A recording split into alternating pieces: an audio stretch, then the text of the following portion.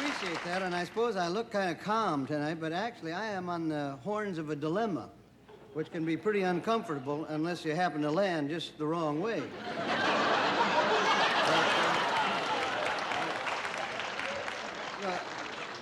See, the thing is, come on, you guys. The thing is, they asked me to talk about the good old days, and I can't even remember what happened last night.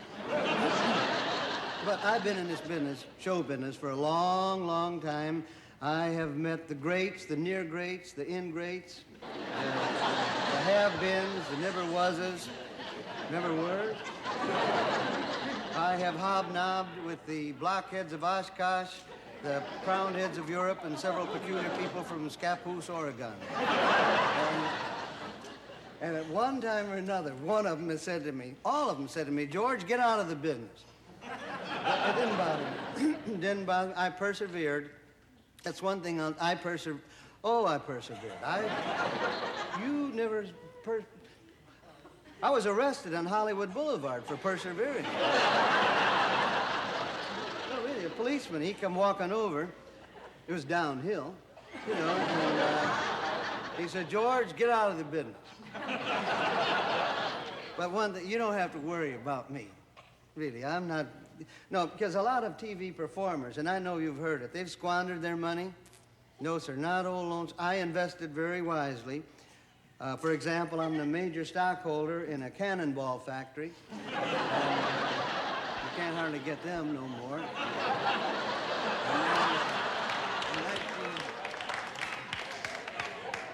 In 1960, you know what I did? I spent 10,000 good deluxe American dollars building a bomb shelter, and then I blowed another 15 grand sending threatening letters to Russia. Now, after that, I very shrewdly bought up 500,000, mind you, 1968 calendars, which doesn't seem like a big deal at the moment, but if 1968 ever rolls around again, I'm in like a porch climber. And another thing I forgot to tell you, I didn't mention it, but I own the copyright on the Agnew for President bumper sticker. The one thing that hasn't changed is my haircut.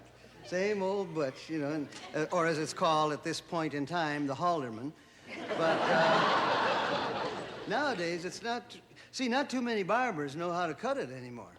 Really, I went into they're not all like Ralph and Mitch. They're my barber. I went into a strange barber shop. I walked in, and a guy, he looked at my hair, and then he looked at me, and then he looked at my head, and then he looked at my hair, and then he said, well, he said, shall I take a little off the top?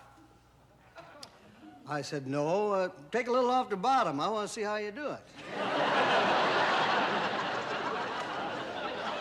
Well,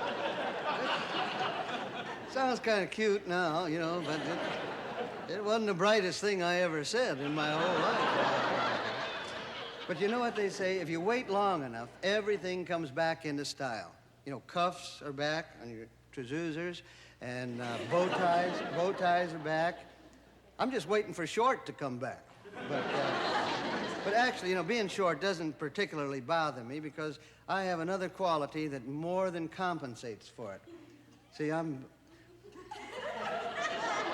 I'm so dull that nobody notices that I'm short.